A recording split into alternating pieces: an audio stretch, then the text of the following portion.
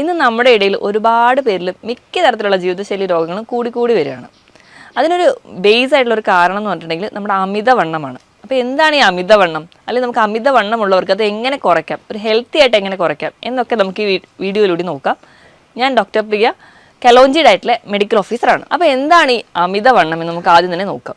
അമിതവണ്ണം എന്ന് പറഞ്ഞാൽ നമുക്ക് നോർമലി എല്ലാവർക്കും അവരുടെ ഹൈറ്റിനനുസരിച്ച് വേണ്ട ഒരു വെയിറ്റ് ഉണ്ട്. ആ വെയിറ്റിലും അധികമായിട്ട് നമ്മുടെ ശരീരത്തിൽ കൊഴുപ്പ് കെട്ടിക്കിടക്കുന്ന ഒരു അവസ്ഥയാണ് നമ്മൾ അമിതവണ്ണം എന്ന് പറയാം. അപ്പം ഓരോരുത്തർക്ക് നോക്കുമ്പോൾ അവർക്ക് അമിതവണ്ണമാണോ എന്നൊക്കെ തിരിച്ചറിയാൻ വേണ്ടി നമ്മുടെ WHO തന്നെ ഒരു മാനദണ്ഡം വെച്ചിട്ടുണ്ട്. അപ്പോൾ അത് പ്രകാരം നമ്മൾ ബോഡി മാസ് ഇൻഡെക്സ് എന്നാണ് കാൽക്കുലേറ്റ് ചെയ്യുക. ബോഡി മാസ് ഇൻഡെക്സ് എങ്ങനെ കാൽക്കുലേറ്റ് ചെയ്യാം? നമ്മുടെ ശരീരഭാരം കിലോഗ്രാമിൽ എടുക്കുക, അതിനെ നമ്മുടെ ഹൈറ്റ് മീറ്റർ സ്ക്വയറിൽ വെച്ച് ഹരിക്കുമ്പോൾ കിട്ടുന്നതാണ് നമ്മുടെ BMI എന്ന് പറയുന്നത്. ആ ഒരു BMI എന്ന് പറയുന്നതിൻ്റെ വാല്യൂ എത്രയാണോ കിട്ടുന്നത് അത് വെച്ചിട്ടാണ് നമുക്ക് അമിതവണ്ണമാണോ അതോ നമുക്ക് നോർമൽ വെയിറ്റ് ആണോ എന്നൊക്കെ കാൽക്കുലേറ്റ് ചെയ്യുന്നത്. ഇപ്പോൾ നോർമൽ എന്ന് പറഞ്ഞാൽ 18-നും 25-നും ഇടയിലാണ് നിങ്ങൾക്ക് BMI കാൽക്കുലേറ്റ് ചെയ്യുമ്പോൾ കിട്ടുന്നതെങ്കിൽ നമ്മൾ നോർമലാണ്, നമുക്ക് അമിതവണ്ണവുമില്ല, നമുക്ക് ശരീരഭാരം കുറവുമല്ല. ഇപ്പോൾ 18-ന് താഴെ വരുവാണെങ്കിൽ നമുക്ക് ശരീരഭാരം കുറവാണ്, നമ്മൾ വെയിറ്റ് കുറവാണ്, അണ്ടർ വെയിറ്റ് എന്നൊക്കെ നമുക്ക് പറയാം. ഇപ്പോൾ 25-ന് മുകളിലോട്ട് വരുമ്പോൾ നമ്മൾ അതിന് അമിതവണ്ണം എന്ന് പറയും. ഇപ്പോൾ 25-നും 30-നും ഒക്കെ ഇടയിലാകുമ്പോഴത്തേക്കും നമ്മൾ അമിതവണ്ണത്തിൻ്റെ ഒരു കാറ്റഗറിയിൽ കൂടും. ഈ 30-ന് മുകളിൽ പോകുമ്പോഴത്തേക്കും നമ്മളതിനെ പൊണ്ണത്തടി എന്നാണ് പറയാം. അപ്പം അമിതവണ്ണം ഉണ്ടാവാൻ പല കാരണങ്ങൾ കൊണ്ട് നമുക്ക് കാണാറുണ്ട്. അപ്പം നമുക്ക് ഒന്നെങ്കിൽ നമ്മൾ എന്തെങ്കിലും ഭക്ഷണം കഴിക്കുന്നതിൻ്റെ ഭാഗമായിട്ട് വരാം, അല്ലെങ്കിൽ മറ്റു പല രോഗത്തിൻ്റെ അടിസ്ഥാനത്തിൽ വരാം. അപ്പോൾ അമിതവണ്ണം ഉണ്ടാവാനുള്ള കാരണങ്ങൾ നമ്മൾ എക്സോജീനിയസ് എന്നും എൻഡോജീനിയസ് എന്നും ഡിവൈഡ് ചെയ്തിട്ടുണ്ട്. അപ്പോൾ നമ്മൾ കഴിക്കുന്ന ഭക്ഷണ രീതിയാണ് പ്രശ്നമെങ്കിൽ അതുമൂലം നമുക്ക് അമിതവണ്ണം വരാം. ഇപ്പോൾ നമുക്ക് അതല്ലാതെ വരുന്ന ചില രോഗങ്ങൾ മൂലം നമുക്ക് അമിതവണ്ണം വരാറുണ്ട്. ഇപ്പം കൊളസ്ട്രോൾ കൂടിയ ആൾക്കാർക്കോ അല്ലെങ്കിൽ PCOD പോലെയുള്ള കണ്ടീഷൻസിലൊക്കെ നമുക്ക് അമിതവണ്ണം പറയാറുണ്ട്. തൈറോയ്ഡ് ഹോർമോണിൻ്റെ ഡിസ്ഫങ്ഷൻ ഉള്ളവർക്ക് ഒരു PCODയുടെ കേസ് എടുക്കുമ്പം അമിതവണ്ണം PCOD എന്ന് പറഞ്ഞ ഒരു സൈക്കിൾ പോലെയാണ്. അമിതവണ്ണമുള്ളവർക്ക് PCOD ചാൻസ് ഉണ്ട്. അതുപോലെ തന്നെ PCOD വരുന്നതിൻ്റെ ഭാഗമായിട്ടും അമിതവണ്ണം വരുന്നവരും ഉണ്ട്. അപ്പോൾ ഇതൊരു സൈക്ലിക് പ്രോസസ്സാണ്. ഇപ്പോൾ ഇത് കൂടാതെ തന്നെ പാരമ്പര്യമായിട്ട് തന്നെ വണ്ണമുള്ളവർ, ഇപ്പോൾ നമ്മുടെ മാതാപിതാക്കൾക്കൊക്കെ വണ്ണം ഉണ്ടെങ്കിൽ അങ്ങനെ വണ്ണം വെക്കാറുണ്ട് ടെൻഡൻസി കൂടുതലാണ്. ഈ അമിതവണ്ണം എന്ന് പറയുമ്പോൾ നമുക്കൊരു സൗന്ദര്യ പ്രശ്നം മാത്രമായിട്ട് ഒതുങ്ങുന്നില്ല. ഒരുപാട് പേർക്ക് ആ ഒരു സൈഡിലാണ് കൂടുതൽ ടെൻഷനെങ്കിലും അതിനേക്കാളും ഏറ്റവും ഇമ്പോർട്ടൻ്റ് എന്ന് പറഞ്ഞാൽ ഇത് പല രോഗങ്ങൾക്കും കാരണമാവുന്നുണ്ട്. അപ്പോൾ അമിതവണ്ണമുള്ള ഒരാൾക്ക് മുട്ടുവേദനയാണ് കാരണമെങ്കിൽ നമുക്ക് ആ മുട്ടുവേദനയെ എത്രത്തോളം ചികിത്സിച്ചിട്ട് യാതൊരു ഫലവും കിട്ടില്ല. അവരുടെ വെയിറ്റാണ് അവിടെ കൺട്രോൾ ചെയ്യേണ്ടത്. അമിതവണ്ണം ഉള്ളവർക്കാണ് ഇപ്പം മിക്ക ജീവിതശൈലി രോഗങ്ങളുണ്ടാവുക. ഇപ്പം ഡയബറ്റീസ് ആയിക്കോട്ടെ, കൊളസ്ട്രോള്, അതോടൊപ്പം തന്നെ BP കൂടി കൂടുതലായിട്ട് കാണും. അപ്പോൾ ഇവരെ ഒരു കൂടുതലായിട്ട് നിൽക്കുമ്പോൾ, അതായത് അമിതവണ്ണത്തോടൊപ്പം ഈ 3 രോഗങ്ങൾ ചേർന്ന് നിൽക്കുമ്പോൾ നമ്മൾ അതിനെ മെറ്റബോളിക് സിൻഡ്രോം എന്ന് പറയും. ഈ ഒരു കണ്ടീഷനിലൊക്കെ വന്നിട്ടുണ്ടെങ്കിൽ നമുക്ക് നമ്മുടെ ലൈഫ് ഭയങ്കര ബുദ്ധിമുട്ടാവും. കാരണം പല രോഗങ്ങൾ പെട്ടെന്ന് വരികയും അത് നമ്മുടെ ഹാർട്ട് കംപ്ലയിൻസിനോ അല്ലെങ്കിൽ മറ്റ് പല കണ്ടീഷൻസിനും വരികയും അത് കോംപ്ലിക്കേറ്റഡ് സ്റ്റേജിലോട്ട് പോവുകയും ചെയ്യും. ഇത് കൂടാതെ തന്നെ നമുക്ക് PCOD പോലുള്ള കണ്ടീഷൻ, ഇപ്പോൾ PCOD എന്ന് പറയുന്നൊരു കണ്ടീഷൻ നമ്മൾ എടുക്കുകയാണെങ്കിൽ ആ ഒരു സ്ത്രീകളിൽ അതുമൂലം ഇൻഫെർട്ടിലിറ്റി പോലെയുള്ള കണ്ടീഷൻസിലോട്ട് പോകാറുണ്ട്. ഇനി വെരിക്കോസ് വെയിൻ പോലെയുള്ള കണ്ടീഷൻസ് വരുന്നുണ്ട്.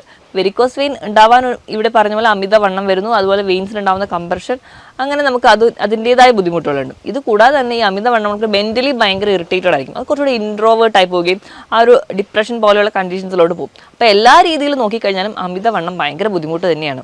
അപ്പോൾ നമ്മൾ ഇത് എങ്ങനെ കുറയ്ക്കണം, അതാണ് നമുക്ക് എല്ലാവർക്കും അറിയേണ്ട കാര്യം. അപ്പോൾ അമിതവണ്ണം നമ്മൾ എങ്ങനെ കുറയ്ക്കണം നോക്കിക്കഴിഞ്ഞാൽ നമ്മുടെ ഏറ്റവും ബേസിക് ആയിട്ട് വേണ്ടതെന്ന് വെച്ച് കഴിഞ്ഞാൽ ഒരു ഡോക്ടറുടെ അല്ലെങ്കിൽ ഒരു ഡയറ്റീഷ്യൻ്റെ കൺസൾട്ടേഷൻ എടുക്കുകയാണ് വേണ്ടത്. നമ്മൾ ഒരുപാട് വീഡിയോസ് കാണുകയും അല്ലെങ്കിൽ ഒരുപാട് നെറ്റിലൂടെ നോക്കിയിട്ട് നമ്മുടെ ഇഷ്ടപ്രകാരം നമ്മളൊരു ഡയറ്റ് തുടങ്ങുന്നതിന് മുൻപ് ഏറ്റവും ആദ്യം വേണ്ടതെന്ന് പറഞ്ഞാൽ ഒരു ഡയറ്റീഷ്യനെ അല്ലെങ്കിൽ ഒരു ജനറൽ ഫിസിഷ്യനെ ഒക്കെ കണ്ടിട്ട് നമ്മുടെ ഹെൽത്ത് എങ്ങനെയാണോ അല്ലെങ്കിൽ നമ്മുടെ ഹെൽത്ത് ഓക്കെ ആണോ നോക്കിയിട്ട് വേണം നമ്മൾ എപ്പോഴും ഒരു ഡയറ്റ് പ്ലാൻ സ്റ്റാർട്ട് ചെയ്യാൻ. അപ്പോൾ അതിന് മുൻപായിട്ട് അപ്പോൾ നമ്മൾ എന്തൊരു ഡയറ്റ് എടുക്കുകയാണെങ്കിൽ അതിൻ്റെ മുൻപ് നമ്മുടെ നോർമൽ എല്ലാ വൈറ്റൽസും ഓക്കെ ആണോ നോക്കണം. നമ്മുടെ BP, നമ്മുടെ ഡയബറ്റീസിൻ്റെ ലെവൽ, അല്ലെങ്കിൽ നമുക്ക് ഷുഗർ ഉണ്ടോ, നമുക്ക് തൈറോയ്ഡ് പോലെ എന്തെങ്കിലും കണ്ടീഷൻസ് ഉണ്ടോ എന്നൊക്കെ നോക്കണം. കാരണം ഇങ്ങനെ എന്തെങ്കിലും രോഗങ്ങളുണ്ടെങ്കിൽ നമ്മൾ അത് ട്രീറ്റ് ചെയ്താൽ മാത്രമേ നമ്മുടെ വണ്ണം കുറയുള്ളൂ. അപ്പോൾ തൈറോയ്ഡ് ഹോർമോൺ ഡിസ്ഫങ്ഷൻ ഉള്ള ഒരാളാണെങ്കിൽ നമ്മൾ ഡയറ്റ് എടുത്തിട്ടുണ്ടെങ്കിൽ അവിടെ റിസൾട്ട് കിട്ടില്ല. അപ്പോൾ ആദ്യം നമ്മൾ ആ കണ്ടീഷൻ എന്താണെന്ന് നോക്കിയിട്ട് അതിനാദ്യം ട്രീറ്റ്മെൻറ്റ് എടുക്കണം. അതിനോടൊപ്പം തന്നെ നമ്മൾ ഡയറ്റ് എടുത്തു കഴിഞ്ഞാൽ കംപ്ലീറ്റ് ആയിട്ട് റിസൾട്ട് കിട്ടും. അപ്പോൾ മൊത്തത്തിലൊരു ഭക്ഷണം മാത്രം നിയന്ത്രിച്ചാൽ പോരാ, കൃത്യമായൊരു വ്യായാമം വേണം. നമ്മൾ എങ്ങനെയൊക്കെയെങ്കിലും നമ്മൾ കൃത്യമായ ഒരു സമയം കണ്ടെത്തണം വ്യായാമത്തിന് വേണ്ടിയിട്ട്.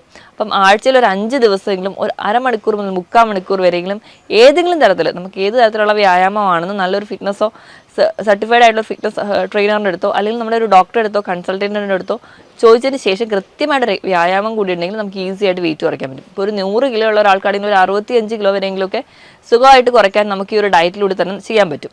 അപ്പോൾ നമ്മൾ ആദ്യം ഈ വൈറ്റൽസ് ഒക്കെ ചെക്ക് ചെയ്തു, എല്ലാം നോർമൽ ആണെന്ന് ഉറപ്പ് വരുത്തി കഴിഞ്ഞാൽ നമ്മുടെ ഫുഡ് ഹാബിറ്റ്സ് ഒക്കെ തന്നെ മാറ്റണം. അപ്പോൾ ഫുഡിൽ ഏറ്റവും ആദ്യം നമ്മൾ കട്ട് ചെയ്യാൻ പറയുക എപ്പോഴും ഒരു ഷുഗറിൻ്റെ ലെവൽ, അതുപോലെ തന്നെ ഉപ്പിൻ്റെ ലെവൽ. അപ്പോൾ നമ്മൾ കംപ്ലീറ്റ്ലി ഷുഗർ കുറയ്ക്കണം. ഷുഗർ കുറയ്ക്കുന്നതിനോടൊപ്പം തന്നെ അന്നജത്തിൻ്റെ അളവ് നല്ലപോലെ കുറയ്ക്കും. കംപ്ലീറ്റ്ലി അത് ഒഴിവാക്കാൻ പറ്റുകയാണെങ്കിൽ അത് ഏറ്റവും നല്ലത്. അപ്പോൾ അന്നജം എന്ന് പറഞ്ഞാൽ നമ്മൾ കഴിക്കുന്ന ചോറ്, ചപ്പാത്തി, ആട്ടയുടെ പ്രൊഡക്ട്സ്, അങ്ങനെ എല്ലാത്തിലും നമ്മൾ ഇപ്പോൾ കഴിക്കുന്ന ബ്രെഡ് ആയിക്കോട്ടെ, ബണ്ണായിക്കോട്ടെ, എല്ലാം കാർബോഹൈഡ്രേറ്റ് ആണ്. അപ്പോൾ അത് കംപ്ലീറ്റ്ലി കുറയ്ക്കുക. ഇനി അടുത്ത് നമ്മൾ ഫാറ്റിൻ്റെ അളവ് കുറയ്ക്കണം. നമ്മൾ എക്സസ് ആയിട്ട് കഴിക്കുന്ന ഫാറ്റ്, അതായത് ഒരുപാട് ഫ്രൈഡ് ഫുഡ് കഴിക്കുക, ഒരുപാട് ടിൻഡ് ഫുഡ് കഴിക്കുക, പ്രോസസ്ഡ് ഫുഡ് കഴിക്കുക. ഇപ്പം മധുരം കുറയ്ക്കുക എന്ന് പറയുമ്പോൾ പഞ്ചസാര മാത്രമല്ല, ചായയിലോ കാപ്പിയിലോ പഞ്ചസാര കുടിക്കാതിരിക്കുക അല്ലെങ്കിൽ ആഡ് ചെയ്യാതിരിക്കുന്നവരാണെങ്കിൽ അത് മാത്രം അവോയ്ഡ് ചെയ്താൽ പോരാ. നമ്മൾ കഴിക്കുന്ന എല്ലാ ബേക്കറി ഐറ്റംസിലും മധുരം കുറച്ചുകൂടി ഇരട്ടിപ്പിക്കാൻ വേണ്ടിയിട്ട് ഫ്രക്ടോസ് ആണ് ആഡ് ചെയ്യുന്നത്. അത് നമ്മുടെ ഗ്ലൂക്കോസിനേക്കാളും അല്ലെങ്കിൽ നമ്മൾ നോർമൽ ഷുഗറിനേക്കാളും ഇരട്ടി ദോഷം ചെയ്യുന്നതാണ്. അപ്പോൾ ഹൈ ഫ്രക്ടോസ് കോൺ സിറപ്പാണ് മിക്ക വസ്തുക്കളിൽ ആഡ് ചെയ്യുന്നത്. അതുകൊണ്ടാണ് ഇന്ന് മറ്റ് പല ജീവിതശൈലി, ഇപ്പോൾ യൂറിക് ആസിഡിൻ്റെ പ്രശ്നങ്ങളായിക്കോട്ടെ, ഫ്രക്ടോസിൻ്റെ കൂടുതൽ ഉപയോഗം കൊണ്ടാണ് ഫാറ്റി ലിവർ പോലെയുള്ള കംപ്ലയിൻസ് ഒക്കെ ഉണ്ടാകുന്നത്. അപ്പോൾ അതൊക്കെ കൺട്രോൾഡ് ആവുക. അതിനോടൊപ്പം തന്നെ ഡയറ്റ് എടുക്കുമ്പോൾ നമ്മൾ ആദ്യം തന്നെ കൺട്രോൾ ചെയ്യേണ്ടത് ഈ പറഞ്ഞ ഭക്ഷണങ്ങളാണ്. അപ്പോൾ ഈ ഭക്ഷണം കഴിക്കുന്ന ഇതൊക്കെ അവോയ്ഡ് ചെയ്യുമ്പോൾ നമ്മൾ എന്തൊക്കെ കൂടുതലായിട്ട് കഴിക്കണം? കൂടുതലായിട്ട് നമ്മൾ എപ്പോഴും പ്രോട്ടീൻസ് ചേർക്കുക. പ്രോട്ടീൻസ് ആണ് ഏറ്റവും നമുക്ക് വേണ്ടത്. നമ്മുടെ മസിൽ ബിൽഡ് ചെയ്യാനും നമുക്ക് വേണ്ട എനർജി. എപ്പോഴും കാർബോഹൈഡ്രേറ്റ് എന്ന് പറഞ്ഞാൽ നമുക്ക് എന്തെങ്കിലും ജോലി ചെയ്യാൻ വേണ്ടിയിട്ടുള്ള എനർജിയാണ് കാർബോഹൈഡ്രേറ്റ് തരിക. അപ്പം ഇന്നത്തെ ഒരു ലൈഫ് സ്റ്റൈൽ പ്രകാരം നമുക്ക് ഒരുപാട് ആയാസമുള്ള അല്ലെങ്കിൽ അധ്വാനമുള്ള ജോലികളൊന്നുമില്ല. അപ്പോൾ കാർബോഹൈഡ്രേറ്റിൻ്റെ അളവ് മാക്സിമം കുറയ്ക്കുക. നമുക്ക് അതിന് പകരം പ്രോട്ടീൻസ് കഴിക്കുക, നല്ലപോലെ വെജിറ്റബിളും ഫ്രൂട്ട്സും കഴിക്കുക. അത് കൂടുതൽ കട്ട് ചെയ്ത് ഫ്രഷ് ആയിട്ട് സാലഡായിട്ട് കഴിക്കാനാണ് ഏറ്റവും നല്ലത്.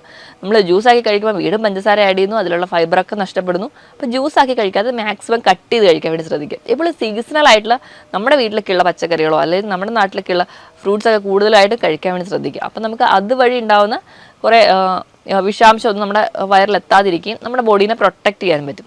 എപ്പോഴും നമ്മൾ സാലഡ് തിരഞ്ഞെടുക്കുമ്പോൾ അതിൻ്റെ കൂടെ തന്നെ ഒലിവ് ഓയിലൊക്കെ ആഡ് ചെയ്യുമ്പോൾ നമുക്ക് നമ്മുടെ ശരീരത്തിൽ നീർക്കെട്ട് ഉണ്ടാകുന്നതോ അല്ലെങ്കിൽ നമ്മുടെ ശരീരത്തിൽ കൊഴുപ്പടിയുന്ന ആ ഒരു ടെൻഡൻസി തന്നെ കുറയും. ഇപ്പോൾ ഒലിവ് ഓയിൽ എന്ന് പറഞ്ഞാൽ നല്ലൊരു ആൻറ്റി ഓക്സിഡൻസ് ആണ്. അത് നല്ലപോലെ ഒമേഗ 3 ഫാറ്റി ആസിഡ്സ് ഉണ്ട്. അപ്പോൾ ഇതൊക്കെ ഉള്ളത് കൊണ്ട് തന്നെ അപ്പോൾ നമ്മുടെ ശരീരത്തിൽ എന്തെങ്കിലുമൊക്കെ ഒരു ഫാറ്റ് അടിയാനുള്ള ടെൻഡൻസി ഉണ്ടെങ്കിൽ അത് മാക്സിമം കുറയുന്നത് കാണാം.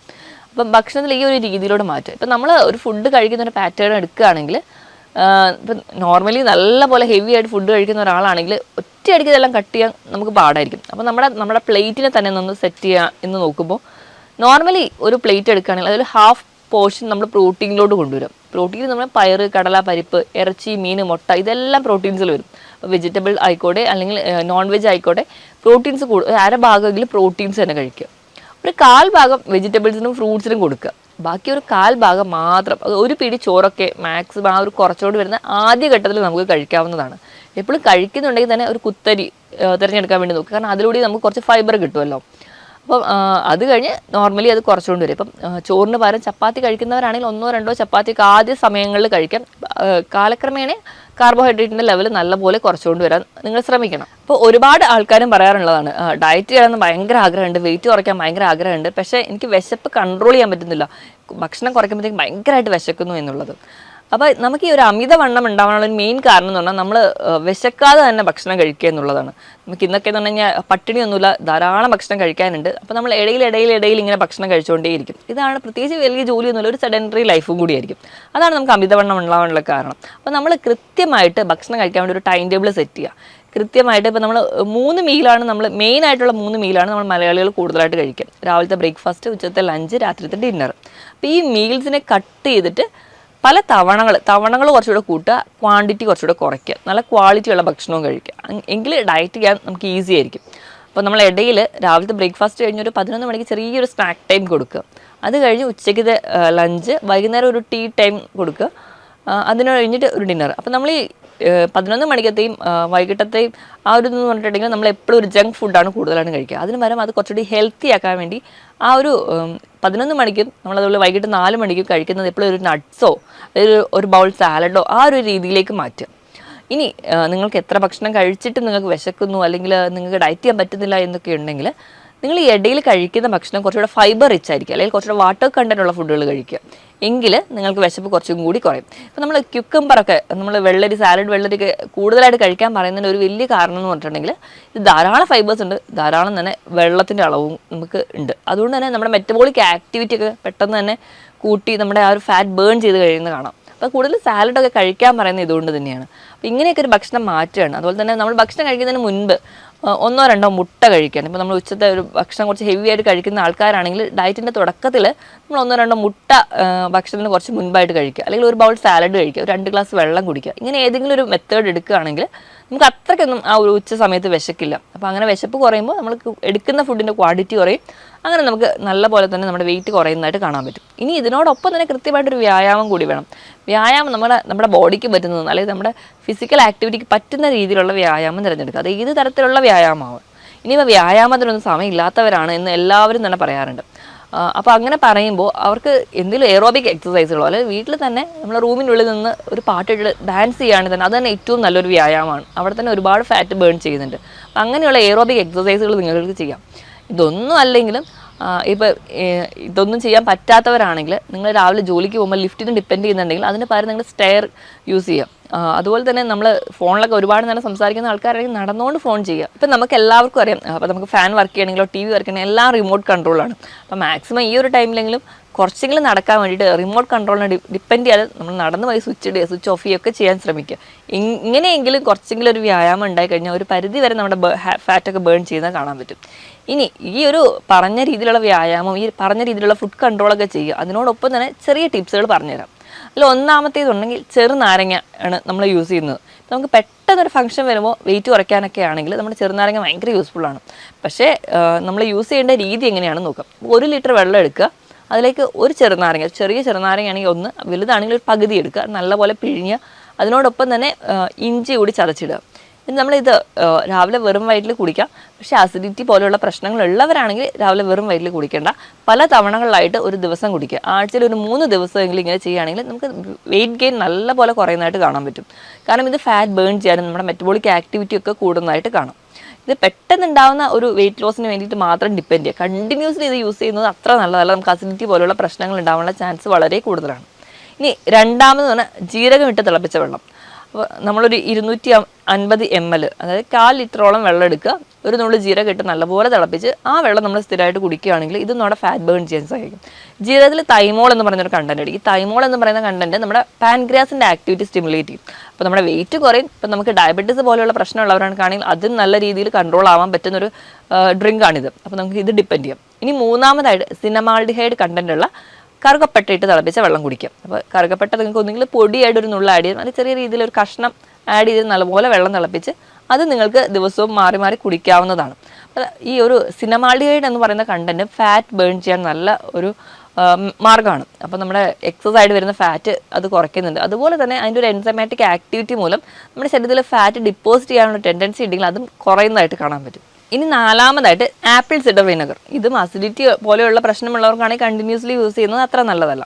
ഇനി അല്ലാത്ത ആൾക്കാരാണെങ്കിൽ 150 ml വെള്ളം എടുത്തിട്ട് അതിലേക്ക് 1 teaspoon apple cider vinegar add ചെയ്യുക, നല്ലോണം മിക്സ് ചെയ്തിട്ട് നിങ്ങൾക്ക് രാവിലെ വെറും വയറ്റിൽ കുടിക്കാം. പക്ഷേ അസിഡിറ്റി പോലെയുള്ള പ്രശ്നമുള്ളവരാണെങ്കിൽ ഇത് യൂസ് ചെയ്യാതിരിക്കുക. ഇത് നിങ്ങൾക്ക് ഇടയിലൊക്കെ കുടിക്കാവുന്നതാണ്.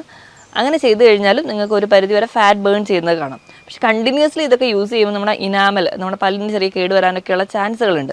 അപ്പോൾ മാക്സിമം ഇടയിൽ ഇപ്പോൾ ആഴ്ചയിൽ 3 ദിവസമോ അങ്ങനെയൊക്കെ മാറി മാറി നിങ്ങൾ കുടിക്കുന്നത് ഒരു പരിധി വരെ നിങ്ങളുടെ ഫാറ്റ് ബേൺ ചെയ്യും, നിങ്ങളുടെ വെയിറ്റ് കുറയുന്നതായിട്ടും കാണാൻ പറ്റും.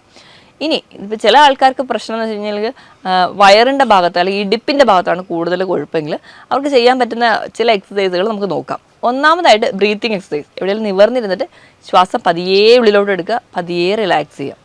ഒന്നാമത്തെ ബ്രീത്തിങ് എക്സസൈസാണ്. ഇനി രണ്ടാമത്തെ ആണെങ്കിൽ നമുക്ക് എവിടെയെങ്കിലും സ്റ്റഡി ആയിട്ട് തന്നെ ഇരിക്കുക, സ്റ്റഡി ആയിട്ട് എടുത്തിട്ട് ശ്വാസം നല്ലപോലെ ഉള്ളിലേക്ക് വലിച്ചെടുക്കുക, എന്നിട്ട് കുറച്ച് നേരം ശ്വാസം ഹോൾഡ് ചെയ്യുക. അപ്പോൾ നമ്മുടെ വയറ് നല്ലപോലെ ടൈറ്റ് ആവും. അതുകൊണ്ട് തന്നെ ആ ഒരു ഏരിയയിലെ മസിൽസൊക്കെ കുറച്ചുകൂടെ വർക്ക് ചെയ്യുന്നതിൻ്റെ ഭാഗമായിട്ട് അവിടുത്തെ ഫാറ്റ് ബേൺ ചെയ്തു.